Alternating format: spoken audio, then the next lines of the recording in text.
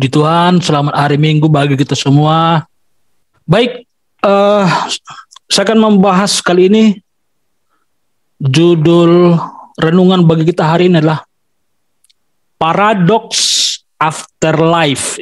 Apa itu paradoks? Ya, paradoks itu adalah dua sisi ya, seperti sebuah mata uang ada dua sisi begitu.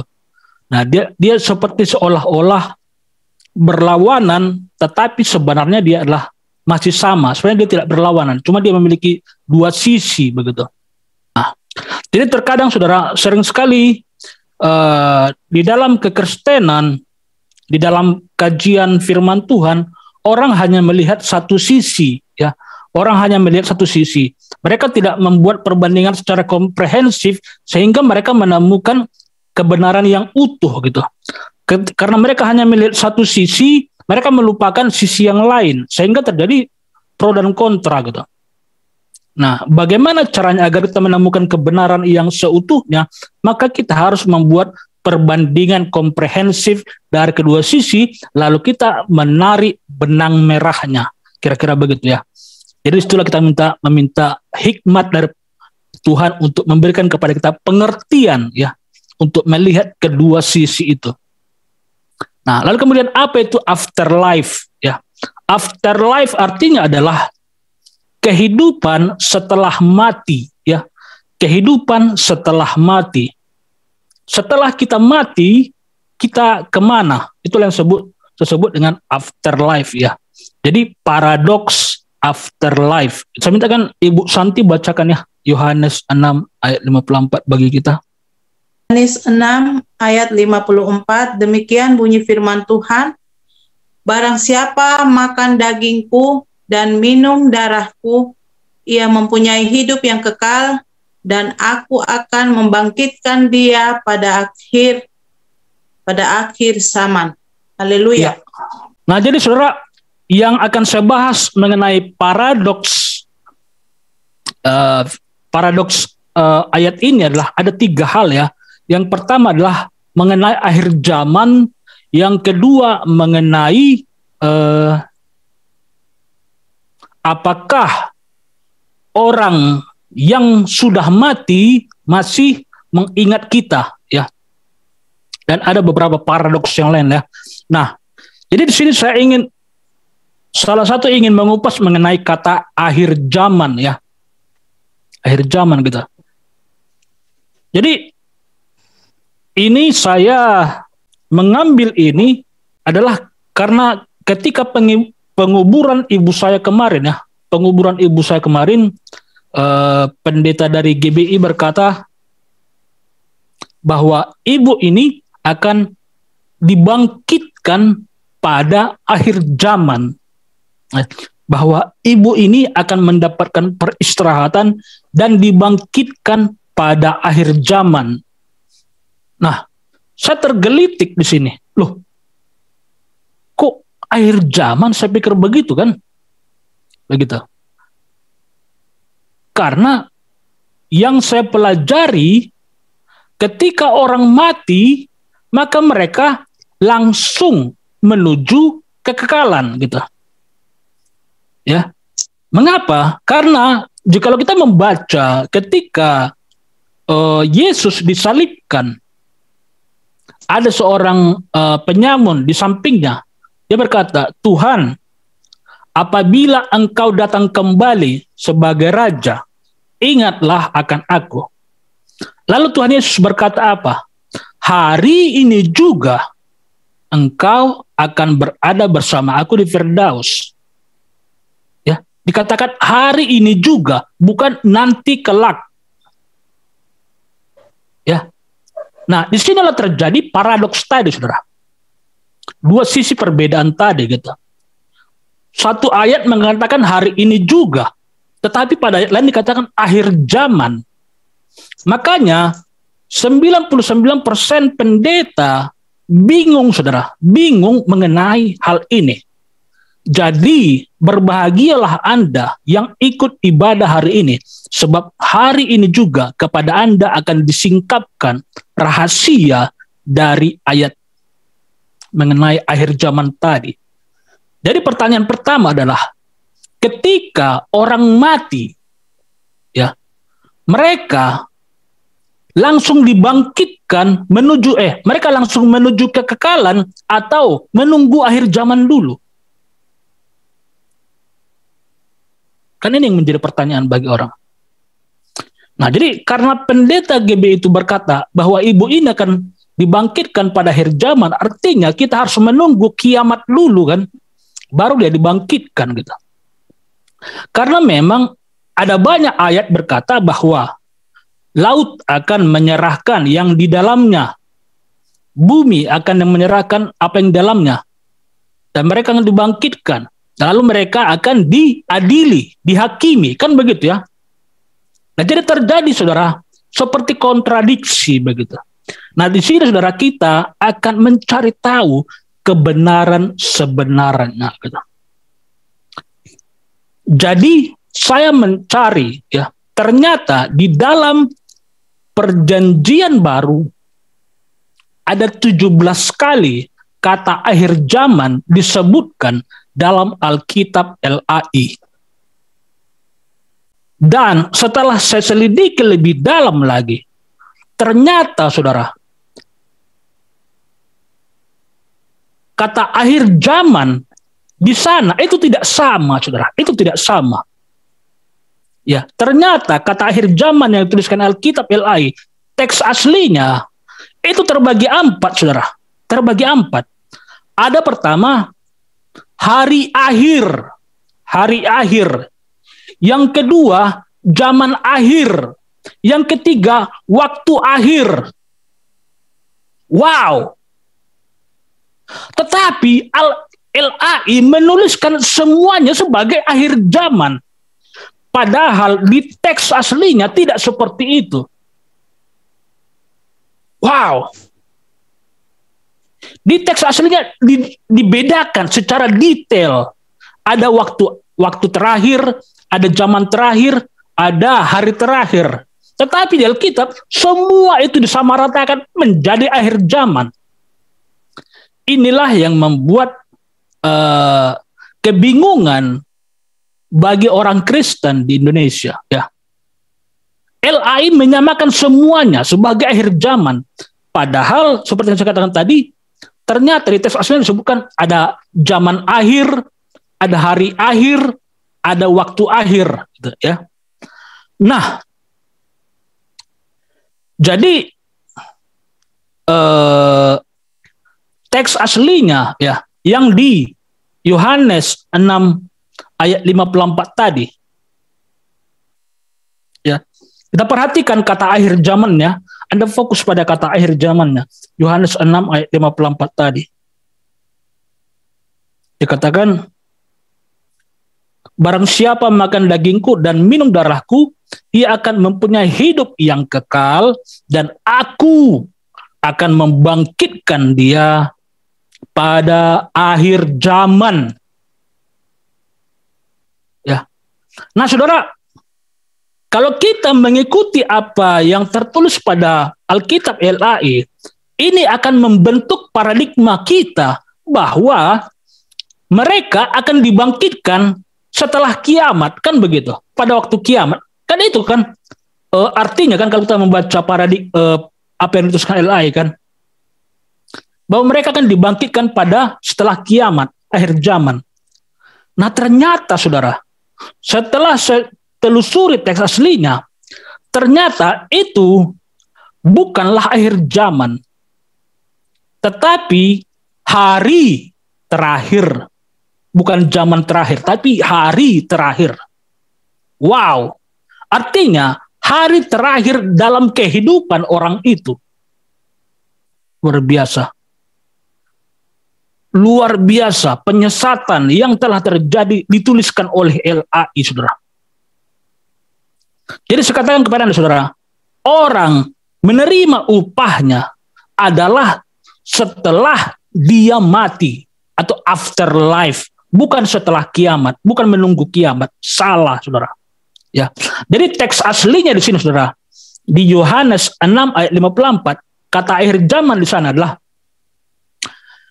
eskatos hemera, eskatos hemera, bahasa Yunaninya, teks aslinya. Eskatos itu sering dipakai dengan kata teks yang umum sering disebutkan adalah eskatologi, ya, eskatologi. Kalau Anda pernah mendengar istilah eskatologi artinya adalah terakhir, ya, terakhir gitu. Atau akhir, itu eskatologi, ya, akhir atau terakhir gitu. Nah, lalu hemera, apa itu hemera? Hemera adalah hari, ya. Jadi eskatos hemera adalah hari terakhir, ya, hari terakhir. Nah, lalu kalau teks asli dari hari terakhir adalah eskatos hemera, atau teks asli dari hari akhir atau akhir hari adalah eskatos hemera. Lantas, apakah teks asli dari akhir zaman atau zaman akhir? Jawabannya adalah teks asli dari akhir zaman adalah eskatos aion. Nah, itu ya, zaman akhir zaman itulah eskatos aion. Tulisnya A-I-O-N, aion, ya. Aion itu adalah age atau zaman, ya. Nah, jadi ketika dikatakan akhir zaman, eskatos aion, itu artinya adalah kiamat, ya, kiamat gitu. Nah, jadi sekarang semua sudah terbuka jelas bahwa orang menerima upahnya bukan menunggu kiamat, saudara, bukan menunggu kiamat, tetapi setelah dia mati. Ya, satu lagi kita baca ayat, misalnya pada Yohanes 6 ayat 36. Coba Bro Nathan yang bacakan Yohanes 6 ayat 36. Yohanes 6 ayat 36. Ayat 36. Ya. Tetapi aku telah berkata kepadamu, sungguh pun kamu telah melihat aku, kamu tidak percaya. Maaf, ayat 39, salah ya. Ayat 39. Ayat 39. Iya. Dan inilah kehendak Dia yang telah mengutus aku, yaitu supaya dari semua yang telah diberikannya kepadaku jangan ada yang hilang, tetapi supaya ku bangkitkan pada akhir zaman. Iya. Nah, saudara, kata akhir zaman juga di sini yang dipakai adalah eskatos hemera, pada hari terakhirnya gitu, pada hari akhirnya, akhir kehidupannya gitu. Eskatos hemera. Lantas, di manakah contoh ayat akhir zaman? Coba satu orang bacakan, saudara. Ini contoh akhir zaman, ya. Matius 13 ayat 40. Inilah akhir zaman atau eskatos aion. Matius 13 ayat 40. Coba Ibu ini yang bacakan. Matius 13 ayat 40.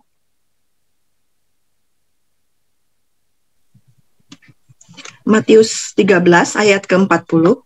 Ya. Maka seperti lalang itu dikumpulkan dan dibakar dalam api, demikian juga pada akhir zaman. Ya, itu kan.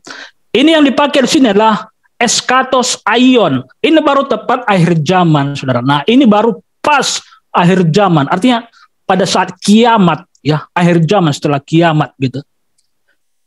Nah, jadi LAI sangat-sangat melakukan kesalahan besar, saudara, luar biasa, ya, disamakan semua gitu, sehingga orang nggak bisa membedakan sebetulnya orang dibangkitkan setelah kiamat atau sesaat setelah dia mati.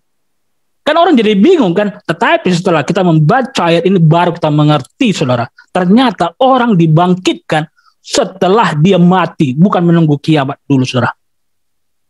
Oke, satu lagi. Kita ambilkan contoh dari pemakaian eskatos aion atau akhir zaman. Coba satu orang lagi membacakan Matius 13 ayat 49. Coba Ibu Nahusus yang bacakan Matius 13 ayat 49.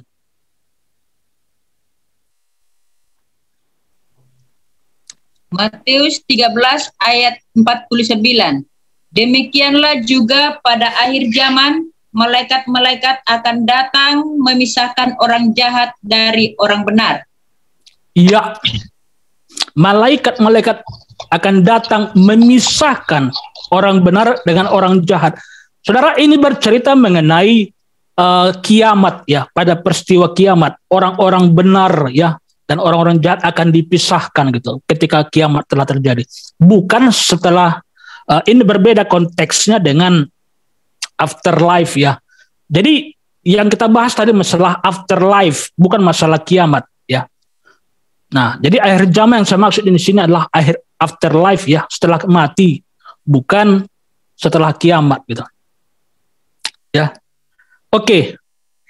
Sekarang muncul satu pertanyaan.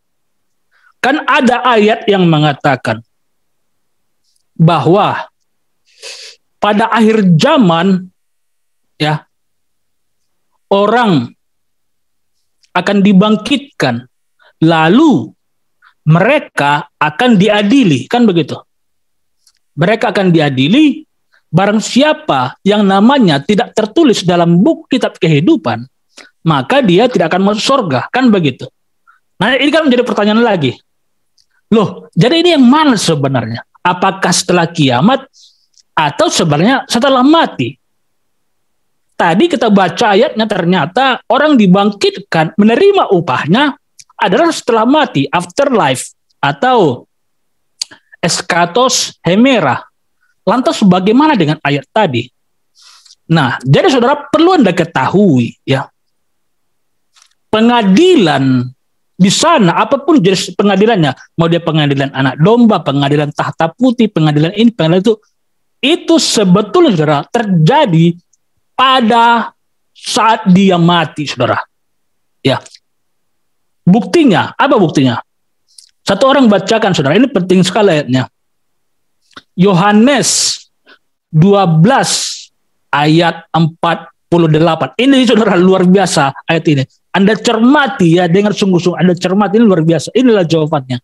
Yohanes 12 ayat 48. Kapankah mereka diadili? Apakah menunggu kiamat atau setelah mereka mati? Jawabannya ada di Yohanes 12 ayat 48. Coba Ibu Nova membacakan pada kita dengan keras dan tegas. Yohanes 12 ayat 48. Yohanes 12 ayat 48. Ya. Barang siapa menolak aku dan tidak menerima perkataanku, ia sudah ada hakimnya, yaitu firman yang telah kukatakan, itulah yang akan menjadi hakimnya pada akhir zaman. Amin. Iya, itu dia. Nah, jadi ketika kita berbicara mengenai pengadilan tadi, mengenai hakim tadi, inilah dia saudara. Dia sudah dihakimi. Sudah dihakimi ya. Jadi jelas ya. Coba bacakan sekali lagi ya. Yohanes 12 ayat 48. Luar biasa ayat ini. Terpecahkan semua misteri hari ini. Yohanes 12 ayat 48. Barang siapa menolak aku dan tidak menerima perkataanku, ia sudah ya ada hakimnya ya. Jadi firman Tuhan tadi sudah menghakimi dia ya. Apakah dia benar atau tidak? Yaitu firman yang telah kukatakan ya.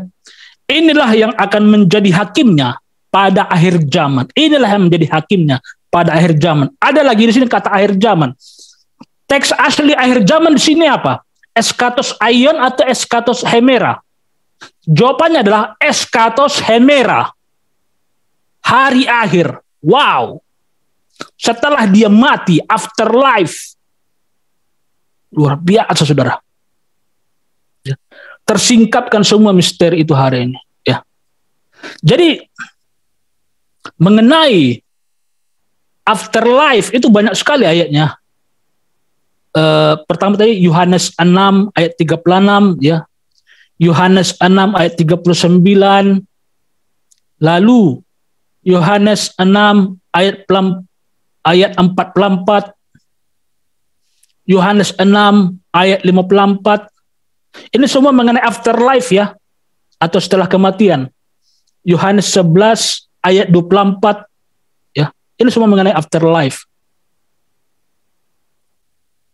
Lalu mengenai akhir zaman atau kiamat, ada Matius 13 ayat 40,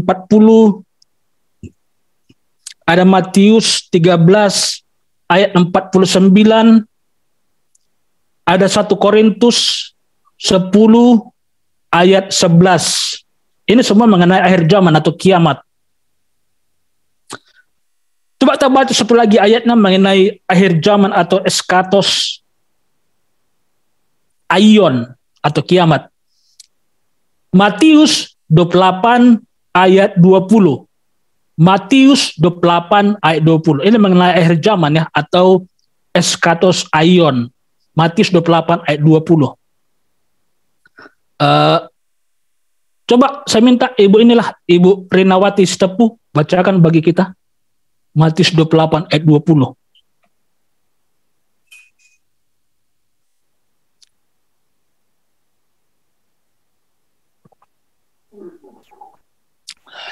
Matius 28 ayat 20. Dan ajarlah mereka melakukan segala sesuatu yang telah kuperintahkan kepadamu, dan ketahuilah, aku menyertai kamu senantiasa sampai kepada akhir zaman. Nah ini luar biasa saudara ya. Aku menyertai kamu senantiasa sampai kepada akhir zaman. Saya tanya dulu Ibu Rina Sitepu, ini kira-kira ayat ini bercerita akhir zaman di sini bercerita mengenai sampai kiamat atau setelah mati? Kalau Ibu baca ayat ini, kalau Ibu perhatikan, kira-kira mana? Sampai kiamat atau sampai setelah mati?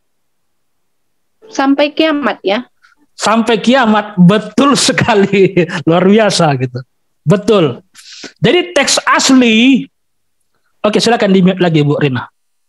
Teks aslinya di sini adalah eskatos aion, tepat akhir zaman atau kiamat gitu. Tetapi saudara, ayat ini cukup unik saudara. Unik sekali gitu. Kenapa? Di ayat ini dipakai sekali dua. Pertama, eskatos hemera dan eskatos aion. Hari akhir, hari terakhir dan zaman akhir. Nah jadi saudara, teks aslinya adalah aku menyertai kamu setiap hari sampai akhir zaman. Wow, itulah teks aslinya. Aku menyertai kamu setiap hari. Tetapi kata setiap hari diganti oleh LAI menjadi senantiasa sampai pada akhir zaman. Sebenarnya nggak salah juga ya setiap hari.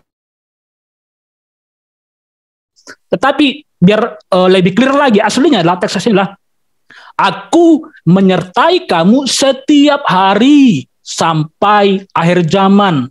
Aku menyertai kamu eskatos hemera sampai eskatos aion. Jadi dipakai sekali dua di ayat ini. Wow, luar biasa. Nah jadi saudara, tanpa kita telusuri pun teks aslinya, sebenarnya dari pembacaannya itu saja saudara, kita udah bisa menebak sebenarnya ini mengenai afterlife atau setelah kiamat atau akhir zaman. Sebenarnya kita udah bisa tebak. Makanya tadi saya tanya Ibu Rinawati Sitepu, tanpa kita cari tahu teks aslinya, menurut Ibu Rina Sitepu, kira-kira ayat ini mengenai afterlife atau mengenai akhir zaman? Dan Ibu jawab, dan Ibu Rinawati tadi menjawab tepat sekali mengenai akhir zaman ya. Aku menyertai kamu senantiasa, aku menyertai kamu setiap hari sampai akhir zaman. Ya. Nah, lalu kemudian saudara, ada akhir zaman yang lain. Ya, ada akhir zaman yang lain. Dua kata ya. Pertama eskatos, kronos. Yang kedua eskatos, kairos. Eskatos, kronos. Lalu yang kedua eskatos, kairos. Nah, eskatos kronos Kronos kan berasal dari kata kronologi ya, kronologi gitu. Jadi ini bahasa Yunani semua ya, kronos atau kronologi gitu. Waktu terakhir, tadi ada hari akhir, ada zaman akhir atau kiamat, sekarang ada waktu terakhir. Nah, eskatos kairos dan eskatos kronos itu sama ya, waktu terakhir. Ya, waktu terakhir. Apakah contohnya? Saya berikan contohnya kepada kita. Coba satu orang baca, saudara. Yudas 1 ayat 18. Yudas 1 ayat 18. Ibu Tabita bisa nggak bacakan bagi kita? Pegang Alkitab nggak? Sebab mereka telah mengatakan kepada kamu, menjelang akhir zaman akan tampil pengejek-pengejek yang akan hidup menuruti hawa nafsu kefasikan mereka. Ya, itu ya. Jadi kata akhir zaman sini yang dipakai adalah eskatos kronos, ya, eskatos kronos. Jadi saudara, sebetulnya kalau kita tanpa kita lihat konteks aslinya, dari pembacaannya saja saudara, sebenarnya kita sudah bisa tahu, membedakan. Ini mengenai akhir zaman, mengenai afterlife, atau mengenai pra akhir zaman, sebelum akhir zaman, atau menjelang akhir zaman gitu.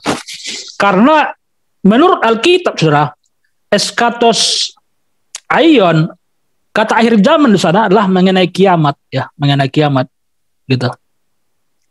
Menjelang kiamat atau pra kiamat itu dinamakan dengan kronos, ya, eskatos kronos. Mengenai afterlife itu dinamakan dengan eskatos hemera, ya. Jadi kita fokuskan sinilah mengenai eskatos hemera tadi gitu. Ya, jadi kepada para pendeta-pendeta di luar sana yang mungkin mendengar firman ini,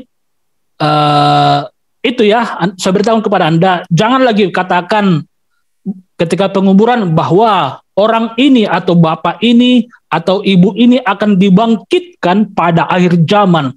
Itu salah. Itu salah, saudara. Salah ya. Mereka dibangkitkan saat itu juga, afterlife, setelah mereka mati. Ya, setelah mereka mati. Mereka sudah dihakimi menjelang ajal mereka. Mereka sudah dihakimi ya. Tadi sudah kita baca ya, pada Yohanes 12 ayat 48. Mereka sudah dihakimi gitu. Nah, jadi yang perlu kita ketahui lagi saudara adalah bahwa roh itu tidak pernah mati. Roh itu selalu hidup. Roh itu selalu hidup. Yang mati adalah kemahnya, tubuh fananya, itu yang mati. Kalau roh itu nggak pernah mati. Makanya ketika kemahnya itu dibongkar, dia langsung menerima kebangkitan tadi atau penghakiman tadi, itu langsung ya saudara. Ya. Jadi roh itu nggak pernah mati. Itu kemahnya yang mati, dibongkar ya. Jadi sekarang semua sudah menjadi jelas ya bahwa orang menerima upahnya adalah langsung setelah dia mati. Dia langsung menerima penghakiman adalah langsung setelah dia mati, afterlife, bukan menunggu kiamat ya. Jadi jika ada orang berkata, masih bertanya, orang setelah mati kemana sih? Apakah mereka masih menunggu di satu tempat? Jawabannya tidak. Mereka langsung dihakimi dari kehidupannya, dari firman Tuhan. Jadi peristiwa malaikat membuka kitab kehidupan, apakah orang itu ada di tertulis namanya atau tidak, itu saudara sebetulnya adalah peristiwa supranatural. Itu tidak terlihat oleh mata manusia ya, tapi firman Tuhan memberitahukannya begitu. Tapi itu adalah peristiwa yang tidak terlihat, dan ketika mereka mati, mereka sudah langsung diputuskan vonisnya, mereka kemana begitu, apakah ke surga atau ke neraka. Itu ya, sudah terpecahkan paradoks yang pertama mengenai afterlife gitu.